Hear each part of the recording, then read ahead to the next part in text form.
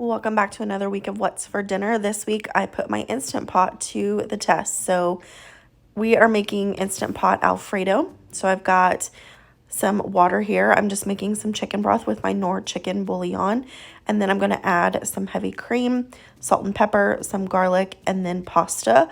I will leave the recipe that I use linked down below for you, but this is basically how I make Alfredo now. This is my new favorite way to make it.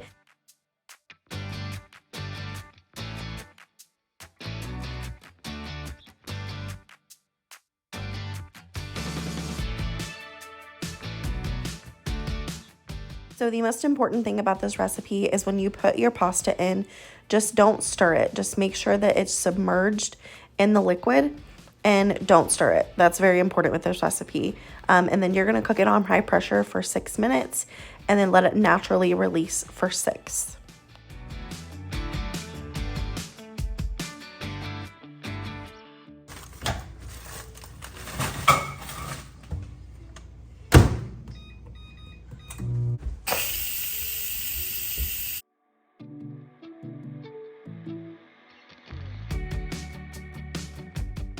When it is done, you pop the lid open and it looks a little gross, but I promise it comes together. You do want to stir it and let it sit for just a second and then add your Parmesan cheese in. You can add as much or little as you want. I usually add about a cup and then just mix it together, let it melt, and you are good to go. We serve this with some broccoli on the side.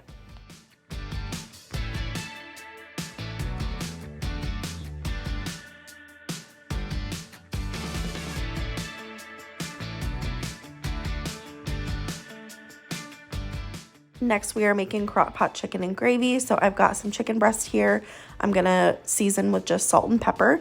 I've got a packet of chicken gravy. I'm just gonna mix up with a couple cups of water, and then I'm gonna add a can of cream of chicken. And I just let this cook on low for about 5 hours while I was working during the day.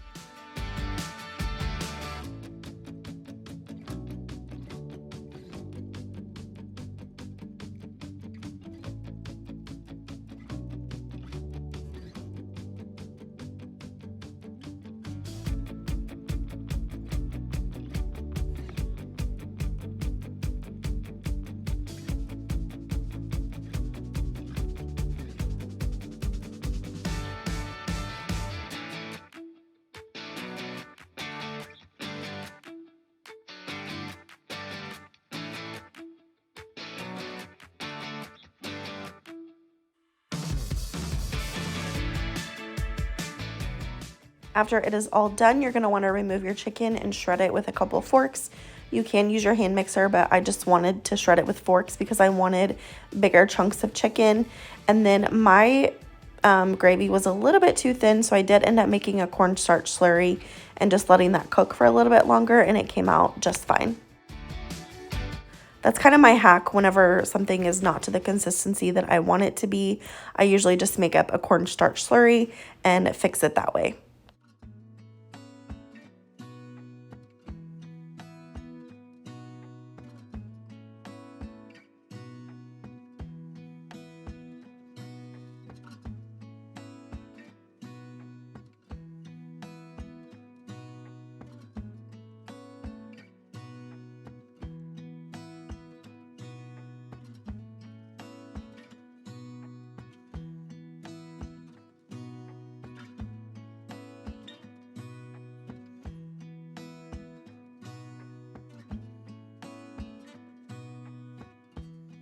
With this, I'm making Instant Pot mashed potatoes for the first time. So I'm just peeling potatoes and then I will wash these and chop these into 4. I try to make them the same size so that when they go in the Instant Pot, they don't completely fall apart.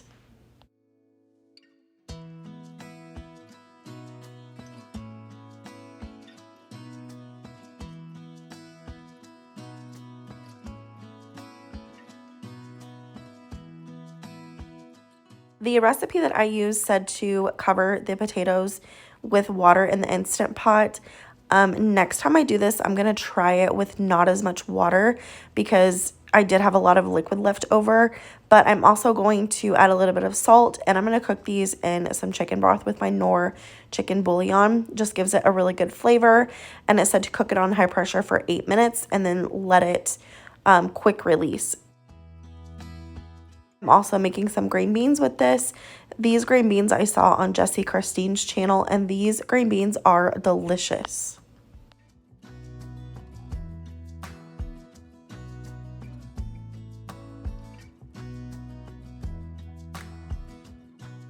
With this, we also tried the Great Value yeast rolls, and I have to say these are pretty good, but I do think the name brand is better, and also we prefer the Rhodes rolls that you let rise over these, but they were still pretty good.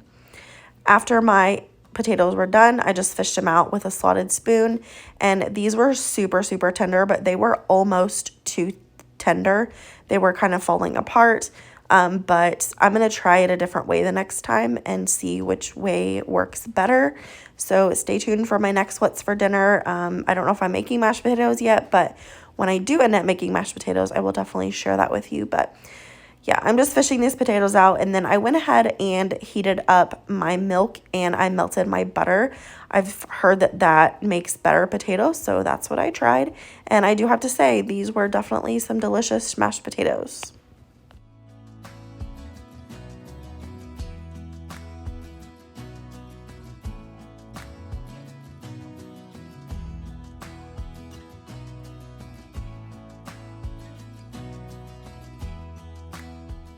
Here is what our plate looked like when it all came together. This dinner was absolutely delicious, and it was definitely comforting.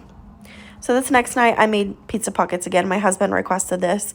I actually made these on my last What's for Dinner, so if you want a more in-depth tutorial on how to do this, just go watch my previous What's for Dinner.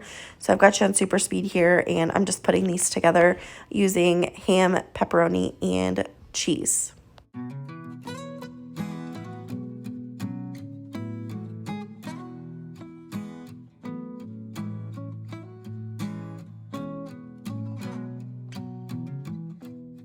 I'm going to transfer these over to my baking pan, and I'm going to top them with an egg wash and then bake them at 425 for 17 minutes. And then we serve these with marinara sauce and a pasta salad that I had made earlier that day. It's just pasta salad from a box.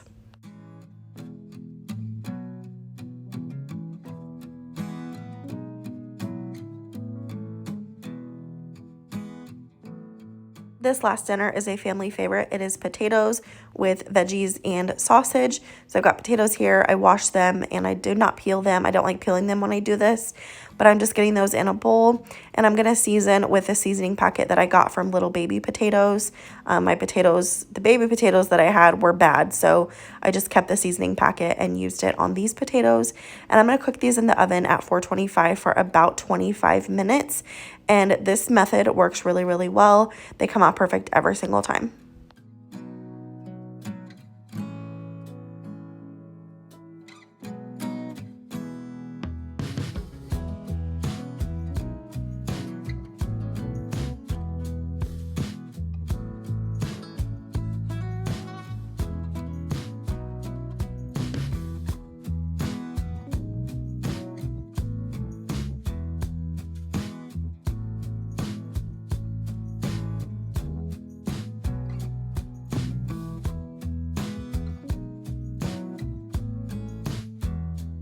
I'm also chopping up an onion and some broccoli. And then I had this chicken sausage in my fridge that I needed to get used up. It's the bourbon apple. I liked this, but my kids and my husband did not. It was very sweet, and I think that it's a flavor that you have to kind of like acquire for. So if you don't like sweet sausage, you would not like that. So for that reason, I probably won't buy it again just because my family didn't like it. But normally we use just the better cheddars instead, and my family loves that. So after everything came out, I realized that my broccoli and my onions and stuff needed to go a little bit longer. So I did end up putting those back in, but I had some Parmesan cheese in the fridge I wanted to use. So I just flipped all my potatoes, made sure they were done, and I topped my potatoes with Parmesan cheese. So yeah, that's going to be it for this week's What's for Dinner. I hope that you guys enjoyed. If you did, please give it a thumbs up. If you are new here, please subscribe. Other than that, I will see you in my next one. Bye.